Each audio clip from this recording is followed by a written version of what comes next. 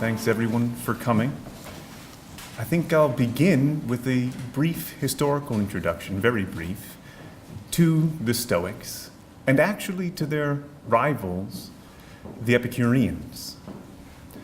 Because I'm going to be comparing the Stoics in some respects to the Epicureans, so I suppose we should know a little bit about both of them. So I'm going to give you this introduction on the way to our main question, which is, why is there this recent interest in Stoicism? Who are the Stoics? Stoicism as a school was founded at the turn of the 3rd century BC by Zeno of Citium.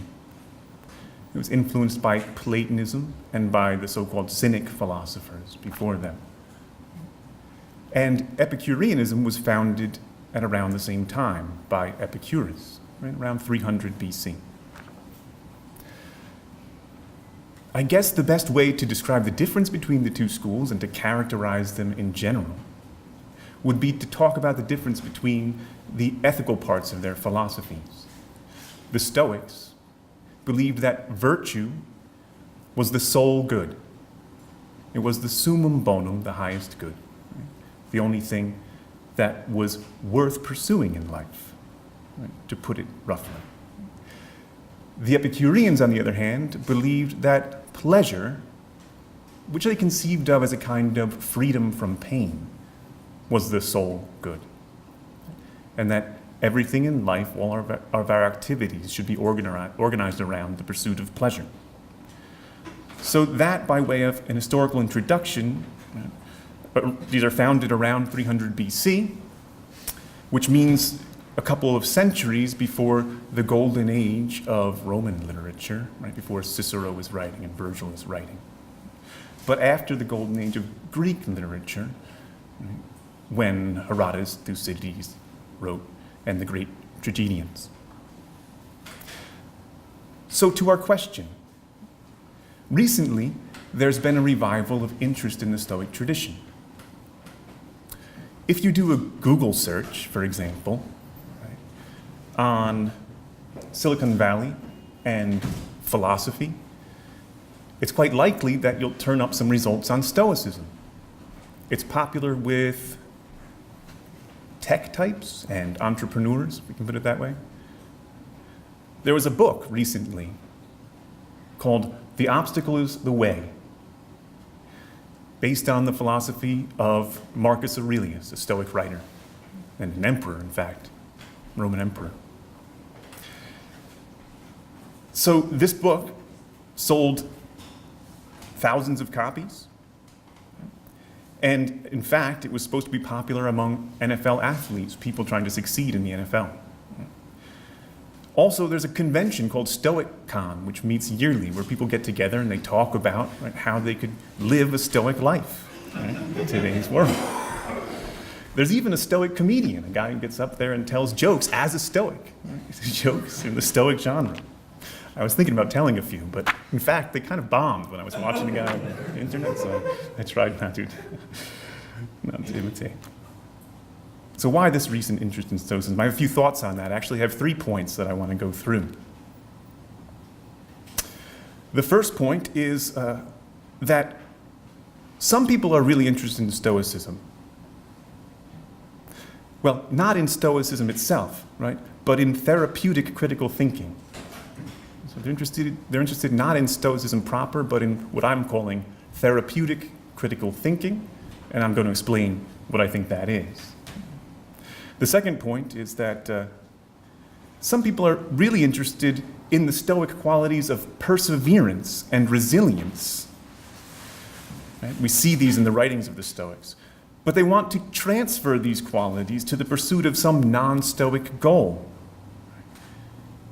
The Stoic goal is living in agreement with nature. That's how they define virtue.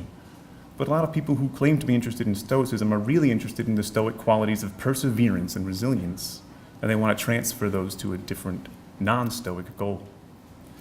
And the third point is that some people are interested in the Stoic goal of living in agreement with nature, but they replace the Stoic concept of nature with a concept of nature that's alien to the spirit of the Stoic tradition.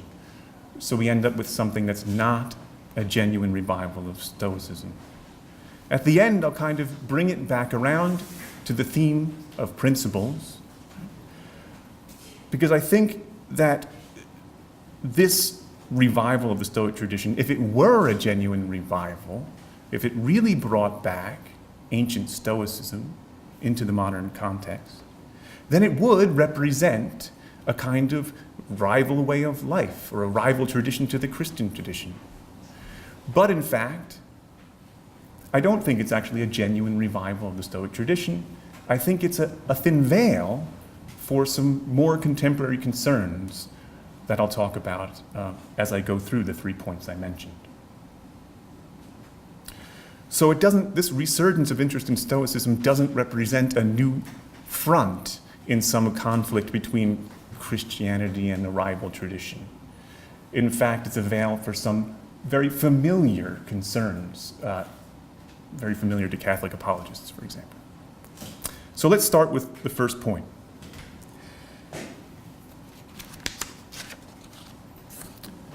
The point here is that there is a certain segment of ancient philosophy, and perhaps it's a segment of all of philosophy throughout the ages, that we might call therapeutic critical thinking. That was the term that I used. And this segment of philosophy, it belongs in common to many different philosophical schools. It's not special to any one of the schools. It's an area where they overlap. So let me explain what I mean by critical thinking first. Critical thinking is the practice of testing the beliefs that we already have. We examine each belief, and we try to determine where it comes from, why we hold the belief, whether it's justified, and what its justification is. Critical thinking is supposed to be very light on dogma or doctrine, and that's because it's not concerned mainly with creating a belief in someone. For example, if you say that I'm going to do some philosophy or do some teaching with the aim of creating in you the belief that virtue is the sole good, that's a kind of indoctrination. Right? It's not critical thinking, at least not pure critical thinking. Critical thinking is not concerned with dogma or doctrine because, as I said, it's concerned with beliefs that we already have, and it's not concerned with inculcating in us the tenets of this or that school. Now, let me say what I think therapeutic critical thinking is. Therapeutic critical thinking is critical thinking that relieves distress. How does it do this? Well, many of our beliefs are unjustified, and some of these unjustified beliefs cause distress. For example, the Stoics, Epictetus, Marcus Aurelius, and Seneca, they all discuss insults. Why does an insult cause distress? Well, the distress is caused by an unjustified belief that the insults are bad for us, they do us harm. And if we consider whether the belief is justified, we find that it's not. And we can rid ourselves of the belief and the distress caused by it. That's therapeutic critical thinking. And these days, the approach is often associated with talk therapy, in fact, especially cognitive behavioral therapy. In the old days, it was called taking the philosophical point of view on insults. However we describe it, therapeutic critical thinking does not belong specifically to the Stoic tradition in particular. Right? The Stoics practiced it. In fact, they were quite good at it, right? And we see it in their writings. But to remove a belief by critical thinking is as much a Cynic thing, an Epicurean thing, a Pyrrhonist thing. These are various ancient philosophical schools. Indeed, it's as much a Buddhist thing, if you like, right, as it is a Stoic thing. The fear of death, for example, is caused by an unjustified belief that death is bad for us or does harm to us.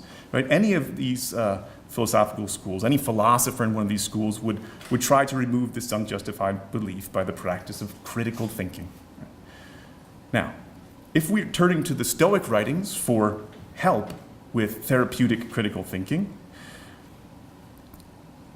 then we may be mostly unmoved. We don't necessarily have to be moved by the doctrines of Stoicism, the positive doctrines. And if we turn to the Stoic writings for therapeutic critical thinking, that's probably because, right, the Stoic writings are the only ones that survived from antiquity, right, in this particular area. So other schools practiced this kind of therapeutic critical thinking, but maybe they didn't write it down, or if they did write it down, it didn't survive till the present day. We don't have the Epicurean version of this for the most part. We have only mentions of it. But as I said, it belongs to these different philosophical schools, and they have it in common. So if we're interested in therapeutic critical thinking, and we put aside the positive doctrines of the Stoics, right, well, then we shouldn't imagine that we're really reviving the Stoic tradition. This is an interest in, it has the same concerns, you might say, as talk therapy, right? And it's veiled with this sort of tradition, or this sort of veneer, right, of interest in Stoicism. Right? So if that's the only interest, then I wouldn't call that a genuine revival of the tradition. It's good, right, to look back to the sources. It's a positive development that people are reading ancient literature in support of their current interests. But I wouldn't call it a genuine revival of Stoicism, of the Stoic tradition. Note that an interest in therapeutic critical thinking is equally useful, right, if you think that the purpose of life is to experience pleasure and avoid distress, as an Epicurean would. And Seneca, in his letters, spends a lot of time in this area of therapeutic critical thinking. He, in fact, quotes Epicurus very often in his letters. And it's when he quotes Epicurus, I think, that he is in this particular area that's not specific to Stoicism. So that's my first point, that there's a number of people who are interested in the Stoic tradition who are actually really interested in therapeutic critical thinking. The second point is that many people are really attracted to this talk about perseverance and resilience in the Stoic tradition. Right? And they think that they can transfer this to the pursuit of their own objective, their own non-Stoic objective. As I mentioned earlier, right, the objective of the Stoics, the one objective, right, is to live virtuously, which they define as living in agreement with nature. But the author of The Obstacle is the Way, he was interested more in the perseverance and resilience of these Stoics and transferring that, right, to other goals, such as starting a business, right, succeeding in the NFL. Right? These goals are not only not Stoic goals, right, but they're also in some ways incompatible. Right? They may be incompatible, depending on how you construe them, how you conceive of them. They may be incompatible. The Stoic goal of life is virtue and virtue alone. And in fact, as I said, they reduce this to a slogan: virtue is the sole good. Now I want to tell a story here to make the point a little bit more vivid. Right? It's the story of Regulus that Cicero uses to illustrate a certain point about Stoicism. Now Regulus was a consul, commander in the Roman army in 255 BC. At that time, the Romans were fighting the Carthaginians. He was defeated in battle and captured. And the Carthaginians, the leaders of the Carthaginians, they went to him and they said, "We'll set you free and let you go home if you agree to do as we say." And this is, I'm reading now from the story as retold by James Baldwin in 50 Famous Stories, right? Because it's a very sort of readable version. And Regulus says, "What is that?" Carthaginians say, "In the first place, you must tell the Romans about the battles which you have lost, and you must make it plain to them that they have not gained anything by the war. In the second place, you must promise us that if they will not make peace, you will come back to your prison." "Very well," said Regulus, "I promise you. If they will not make peace, I will come back to prison." And so they let him go. They let Regulus go, for they knew that a great Roman would keep his word. And when he came to Rome, all the people greeted him gladly. His wife and his children were very happy, for they thought that now they would not be parted again. The senators who made the laws of the city, they came to see him and they asked him about the war. I was sent from Carthage, he said, to ask you to make peace. But it will not be wise to make peace. True, we have been beaten in a few battles, but our army is gaining ground every day. The people of Carthage are afraid, and well they may be. Keep on with the war a little while longer, and Carthage shall be yours. As for me, I've come to bid my wife and children and Rome farewell. Tomorrow I'll start back to Carthage and to prison, for I have promised. Then the senators tried to persuade him to stay. Let's send another man in your place, they said.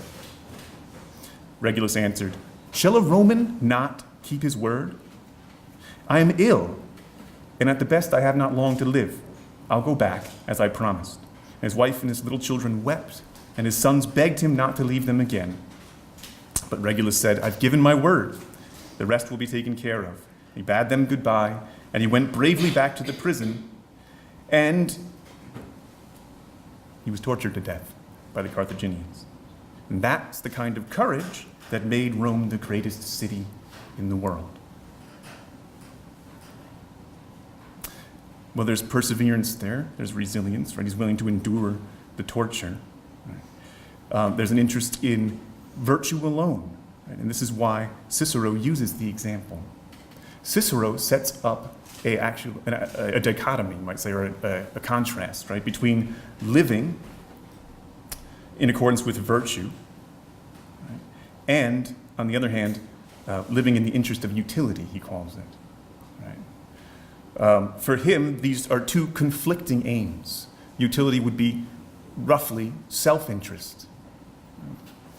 And Regulus refuses, right, to make the self-interested decision and stay at Rome, right, and instead lives according to virtue.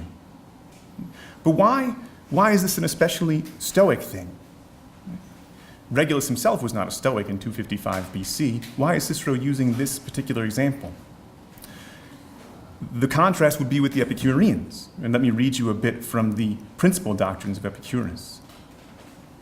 One of their maxims is, it's maxim 21 in fact, it is easy to provide that which removes the feeling of pain owing to want, and to make one's whole life perfect. There is no need for things which involve struggle. So it's a doctrine of Epicureanism that the good is easy to obtain. And in fact, quite the opposite was true for the Stoics. As you can see from the example of Regulus, he did not take the easy path. And in fact, the Stoics thought that few, if any, men in the history of mankind were actually virtuous. It's a very difficult goal to obtain. And this is one of the reasons they emphasize perseverance and resilience. But the idea that you could take these qualities of character and transfer them to a different goal is one that we could call into question. Is it really the same motivation? Can you really compare the situation of Regulus with someone trying to succeed, right, in starting a business? The goal that you choose matters, of course, to how much motivation you have, how much perseverance you can muster. Right? And it's for this reason that the Stoics were interested in finding the highest goal of all, the highest good, right? The one which would provide the most motivation. This, they thought, right, was virtue. And for the Stoics, it's only virtue that has the power, right, to give somebody this kind of perseverance, right? Because that's the only goal, right, that has enough attraction, has enough attractive power, right, in truth. You can pursue other goals out of a kind of delusion in thinking that they're good, but because you're pursuing them out of a kind of delusion, right, this fantasy can be dispelled, right, and the motivation is thin. Right? It's only virtue that produces true perseverance. So it's not so simple as to transfer, right, the goal from a Stoic one to a non-Stoic one. And so we should turn to considering that Stoic goal in the third part, right, the talk. Because now I'm going to address the people who actually accept the goal of the Stoics. That is, life is about living virtuously and living in agreement with nature. But they substitute for the Stoic conception of nature a different and modern conception of nature. And the point here, right, is that if you do that, if you make that substitution, right, you change the goal of Stoicism substantially, and what you're reviving, right, is a sort of shell of Stoicism without the spirit of it. At first glance, the Stoic goal seems very compatible with a project of somehow giving all of morality a foundation in the natural sciences. Right? If we say our goal is to live in agreement with nature, then it seems as though we should look to the natural sciences for an account of nature, physics, biology, and somehow put the project of living the good life on a foundation of the natural sciences. But natural science, as we know it today, is not very comfortable with the idea that nature has purposes in itself, right? Aims for itself or for human beings. For example, animals do not have eyes because nature intended them to see. From the scientific point of view, we impose the story of intention, right, on the blind evolution of the eye. No pun intended, right? Animals have eyes because being reactive in a sophisticated way to light caused some animals to survive and reproduce better than some others. Human beings do not have minds or intelligence, right, because nature intended them to think rationally. Again, from the scientific point of view, we impose that story of intention on the blind evolution of the human mental faculties. This is not very compatible with the Stoic view of nature. As a Stoic in one of Cicero's dialogues put it, what is more foolish than to deny that the nature which contains all things is best, or that it is not equipped with reason and deliberative ability? The Stoics thought that nature was reason, or was at least governed by reason. It's not an arbitrary collection of forces that operates blindly in certain regular ways that we describe with so-called laws of nature. That would be more of a modern view, right? Nature is reason, and it does everything it does for a reason. In fact, nature is perfect reason, according to the Stoics. To act reasonably or rationally is to act in accordance with nature's plan. Human beings have reason for a purpose, so that by means of it, they can act in accordance with nature. And that's the Stoic view. So if Regulus was virtuous, then according to the Stoics, he was acting in accordance with nature when he decided to return to Carthage and to die a prisoner. As I said earlier, the opposite of acting virtuously is aiming for utility, roughly self-interest, something perceived as a good apart from moral considerations. I say perceived as a good, right? Because the Stoics would not say that utility really is good, right? Only virtue is good. So let me summarize in this way. Right? If we try to explain the goodness of moral actions by beginning from modern natural science, in which there are no moral considerations, right, in the natural scientific point of view, we must end up by trying to derive virtue ultimately from utility. And this is utterly contrary to the spirit of Stoicism. While actions in agreement with nature certainly may have some utility for oneself or for the community in some sense, they are virtuous in the first place because they're in agreement with nature, which is perfect reason, not because they have this utility, this perceived utility. So we're not reviving the Stoic tradition if we replace their conception of nature with one that does not work in the context of their worldview. Nature that is arbitrary and blind without the perfect reason, right, that the Stoics attribute to nature on their conception, it's not worth following if it's arbitrary and blind. And if virtue is living in agreement with nature, then it won't have that motivating force if we substitute a sort of arbitrary and blind nature for the Stoic conception. Because what is beautiful about that? What is compelling about that? What is there worth imitating in that? So the concept of nature loses its motivating force entirely unless we stay with the original conception that the Stoics used. I'm not saying that's the right conception. Right? I'm not saying it's equivalent to the Christian conception. I'm just saying it's very different, right, from the modern natural scientific conception.